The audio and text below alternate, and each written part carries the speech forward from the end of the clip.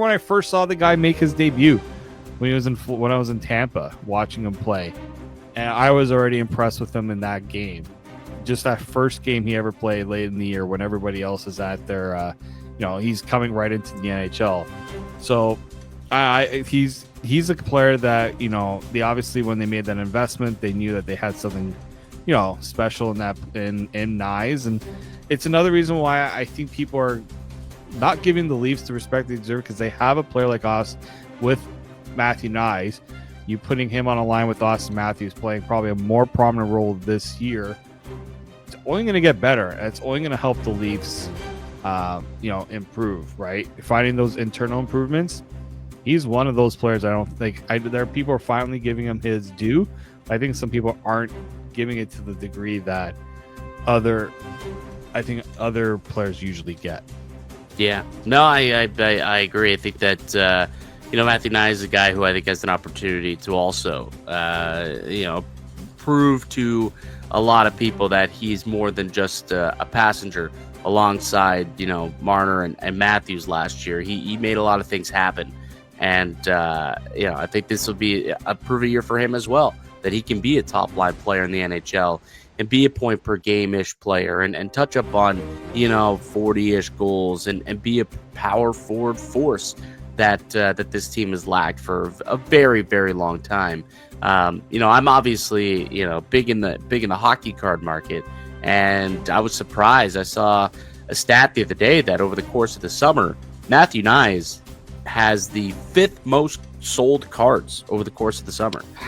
Yeah, that's like of all time, like of every player. That's including like Gretzky's and Crosby's and McDavid's. Yeah, so over the summer, bam.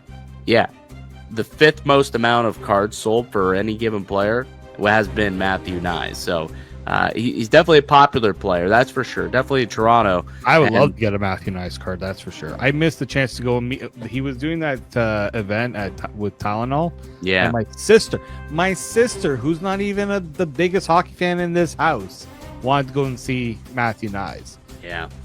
But he's a fan favorite now.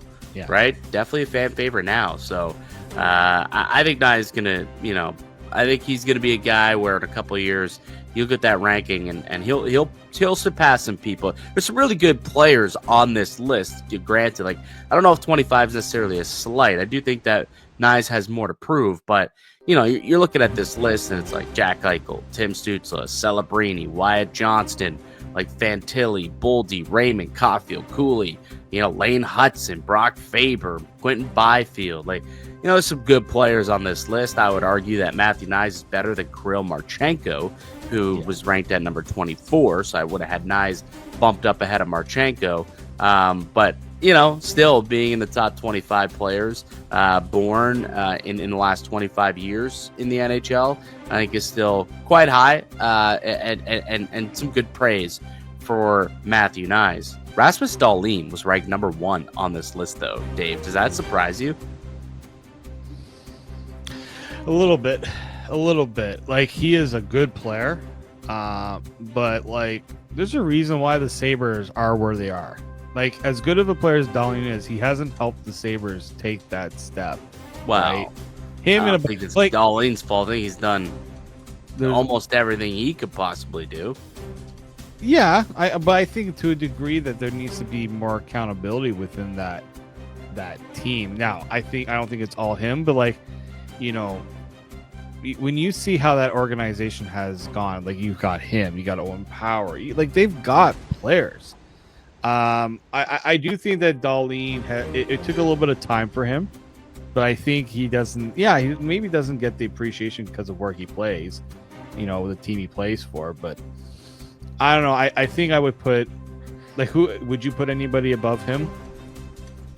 Like, I'm looking at the list now, so it goes Dahlin at 1, Jack Hughes at 2, Tim Stützle, Jake Sanderson, Macklin, Celebrini. That's kind of your top 5 there. Bedard came in at 8. The top 5 for that. Bedard comes in at 8, actually, on this list, which is very interesting.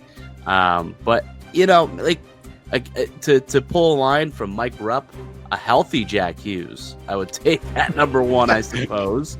But Rasmus Dahlin, man, like he's a solid player, and I don't think he gets enough love being in Buffalo because the team is such a tire fire, an absolute dumpster fire. But he's rock solid, man. Like you look at his underlying numbers, like it's not his fault that the rest of the team stinks and that there's no motivation from anyone else in that organization. It seems like to win games. So it's hard to look at the Sabres and think that they have one of the best defensemen in the league, but they really do. Like Dahlin is that guy. He is unbelievable.